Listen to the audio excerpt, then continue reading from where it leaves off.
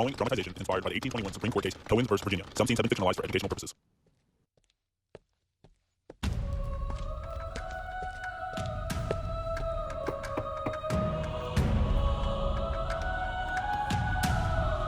Good afternoon, sir. Halt!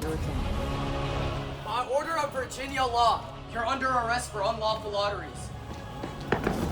We've done no wrong. Congress approved this. In Virginia? Stop!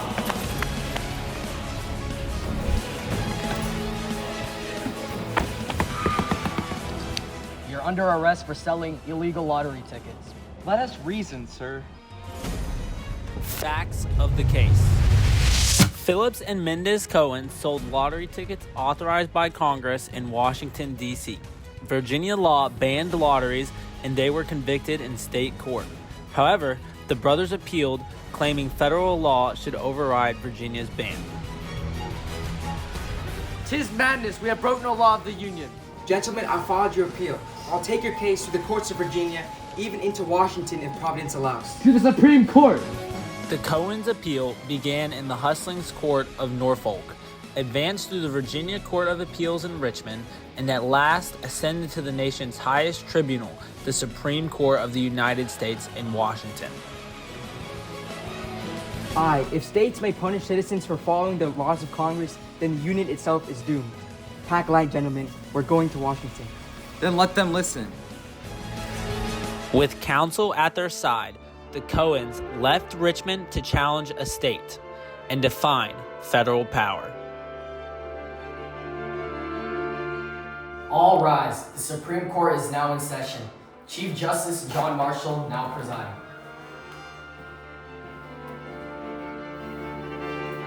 Be seated.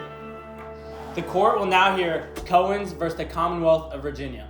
The Commonwealth asserts its lawful authority to forbid lotteries. Its sovereignty must be respected.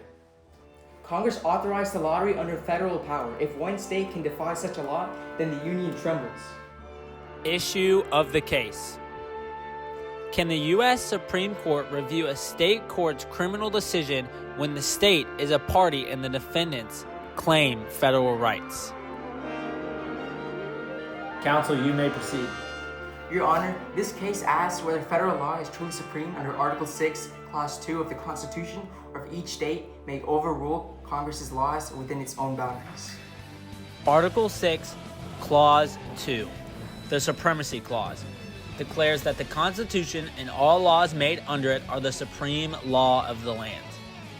The defense argued that because Congress had lawfully authorized the lottery in Washington, its authority overruled Virginia's ban. Virginia forbids lotteries under the 10th Amendment that power belongs to the states alone. The 10th Amendment declares that any power not given to the federal government is reserved to the states or the people. Virginia argued that regulating lotteries and punishing those who break its law was part of that reserved power. Yet Article 1, Section 8 gives Congress exclusive authority over the District of Columbia and by the necessary and proper clause, and may enact laws to fulfill its duties. The lottery in question was authorized by Congress itself. Article 1, Section 8, Clause 17 gave Congress exclusive power to govern the District of Columbia, while Clause 18, the necessary and proper clause, allowed it to pass laws to fulfill that duty. The defense argued that by these powers, Congress had the right to establish the lottery and Virginia could not overrule it. Authorization in Washington does not grant permission in Richmond. When the defendants sold the tickets here, they broke Virginia law. We sold them in good faith. Article 6 calls federal law the supreme law of the land. Then perhaps we should understand what authority these men thought they held.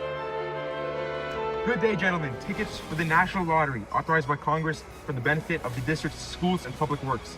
How many shall I put you down for? So, this is legal under federal law?